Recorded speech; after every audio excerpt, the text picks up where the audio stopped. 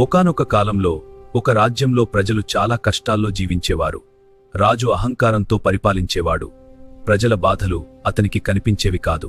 ఆ రాజ్యంలో ఒక సాధారణ మనిషి, కాని గొప్ప భక్తుడు. అతనికి ఒకటే నమ్మకం, ఆంజనేయ స్వామి.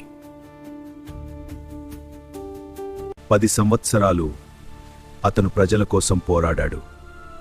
ఎన్నోసార్లు ఓడిపోయాడు. కాని భక్తిని మాత్రం వదల్లేదు.